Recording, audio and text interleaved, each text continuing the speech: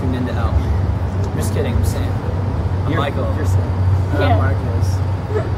Nice jacket. Thanks. I'm Sam. Still Sam. How did you guys come up with the band name? When I was a sophomore in high school, I thought it would be hilarious to name a band Paradise Fears the Turtle. At that time, it wasn't really anything for us. Like, we didn't intend on being anything like that. And The funny thing is, at the time, like, when that came up, there's other choices too. Like, we had a bunch of different choices, but we landed upon Paradise Fears the Turtle. like that was like the definitive decision, yeah. But then we were like, that's a horrible band name. For good reason, because, you know what? It's a horrible band name. And no offense to any bands out there that have now taken up the name Paradise Fears the Turtle, but your band name is awful. So we dropped the Turtle and we became Paradise Fears. Now it's a slightly better band name. How did the band get started? Well, Cole, our guitar player, and I started playing for like school talent shows and stuff, doing covers, and then from there we started adding members. We started playing with Michael a lot. Started writing original music after we saw an All Time Low show when we were 16, and then from there we added members. Marcus joined his junior year. Solidified the lineup about 3 years ago, and decided to start like actually playing music. And then about a year ago we decided to start touring and everything like that. You don't like my look, Brittany? I love it. Okay. Good. Do you all write the songs? Or do you Yeah, Cole's our primary writer. He sort of creates like the bass for all the songs, or sort of like the structure, and then we all sort of develop them from there and write by committee. So like Michael writes keyboard parts and then runs them by the whole group, and they get yay or nay. I improve lyrics, and then they run them by the group and they get yay or nay. And a lot of it too is like, Space. I think a lot of it depends on like who brings the song forward, because there are like multiple of us in the song that have written songs. So usually when like Cole brings it forward, he'll have a whole like file where he like really goes into the song and like creates all the parts for it. And then we all kind of add our own part, a lot like what he just described there. But then there's like kind of little differences when like other people add them in. Like a lot of times there's a song with Jordan that he brought, and like all of us really worked on it. And I think all of us really added a lot of our own lyrics, like a lot of our own parts, and just like the general structure of the song. And then there's some that come to the band like almost finished, like cut, print, ready to go.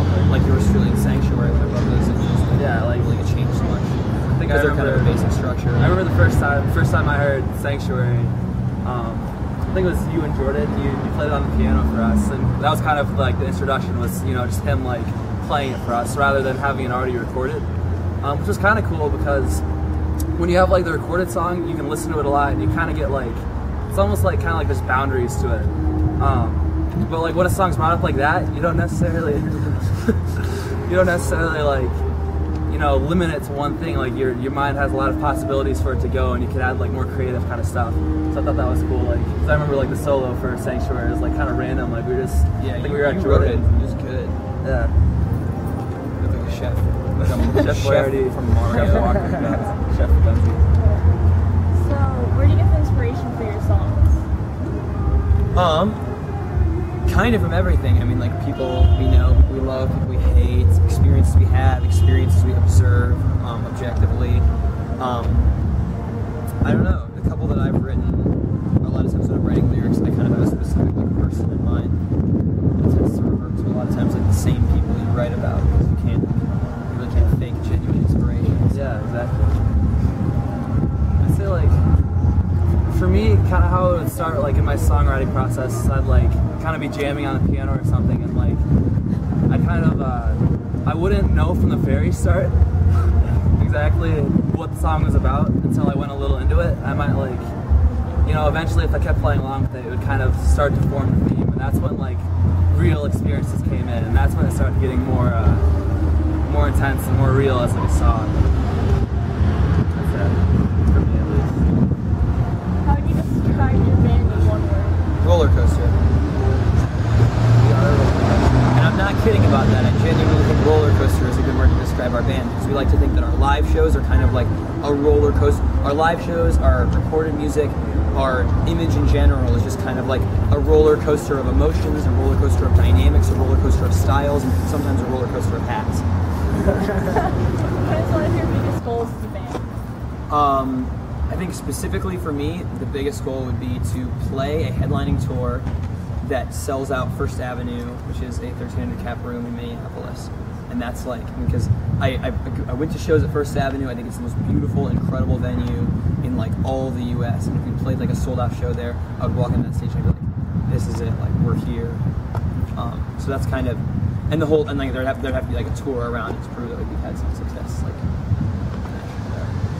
and I think another like kind of general goal of all of us in the band is to someday like have this be a real career for us, so that, you know, like there's real like stability in it. It's like we're making a steady income and we have enough like to make our parents satisfied at home, you know, like not worried about us, not worried about ourselves in terms of like financial kind of things.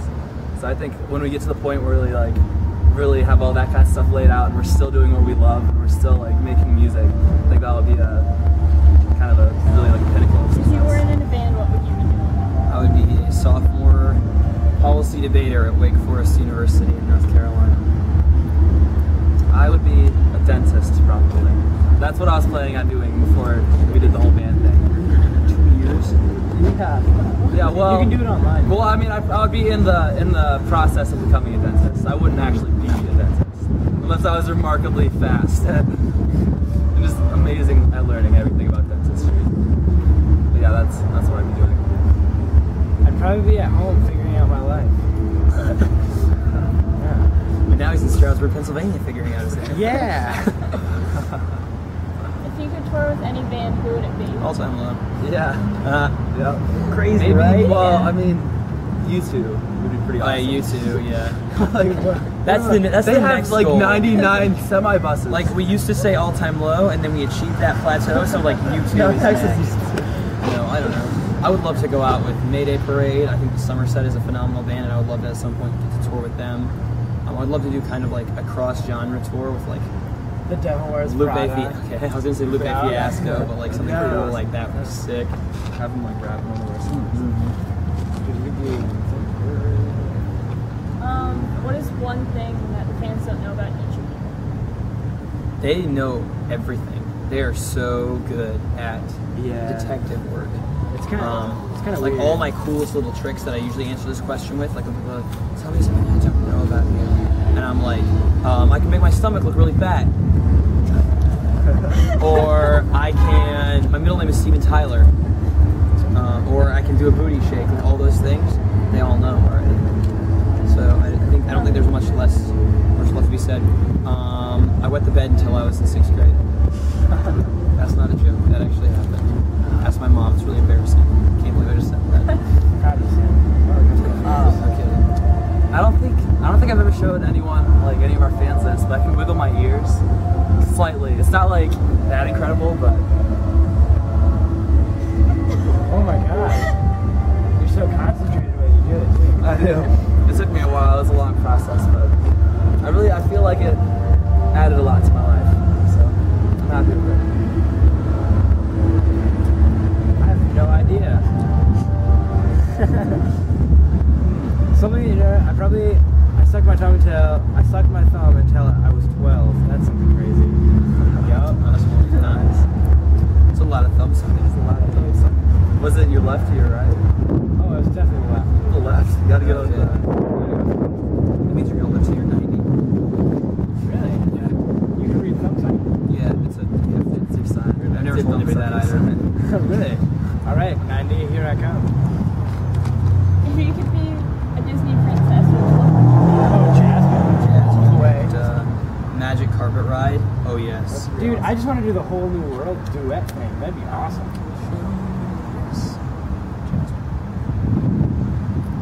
I'd have to go with Jasmine too. I hate to be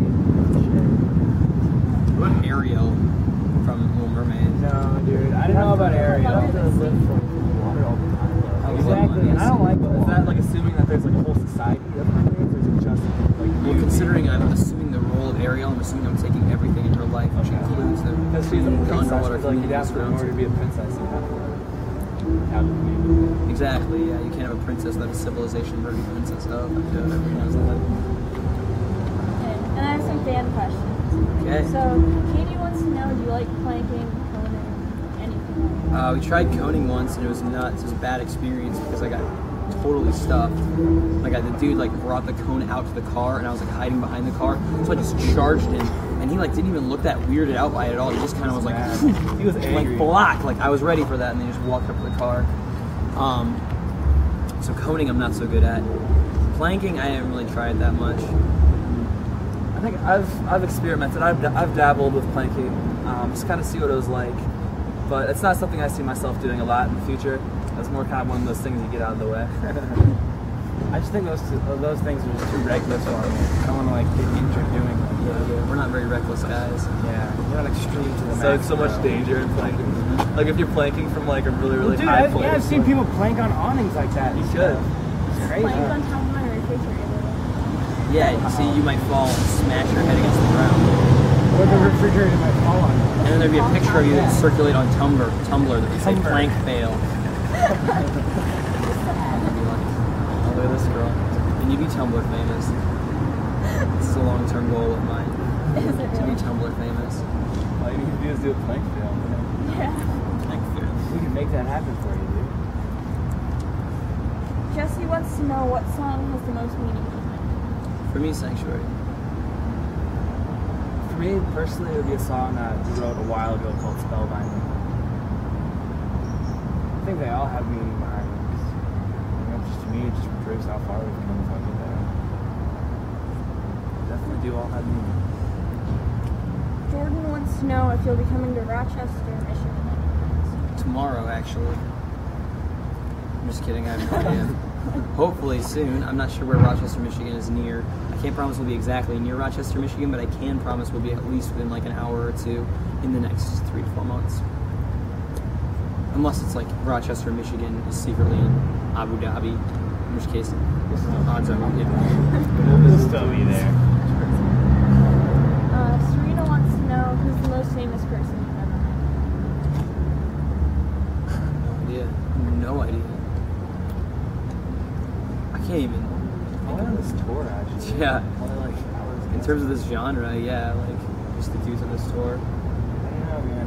Me and Jordan have met Joel Madden from Good Charlotte. I met Brendan Urie. That was really cool. It's like mostly within this genre. Like I've never met like I want to be like a Justin Bieber or something like that. Yeah.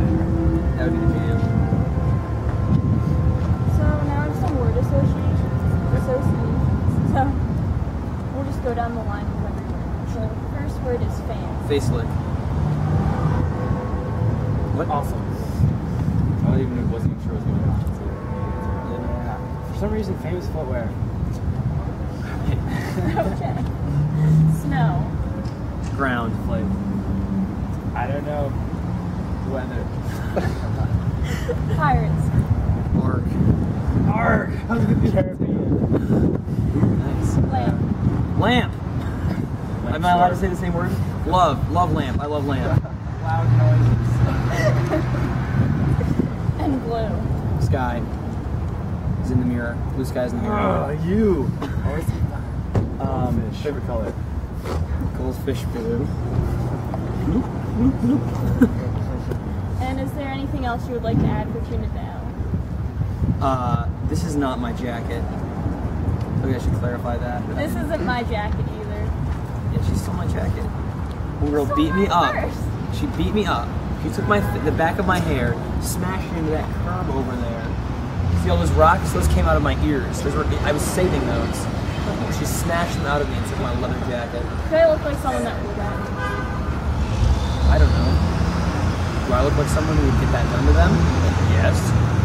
So, marinate in that for a while. No, thank you for tuning in to Out. We'll see you next time.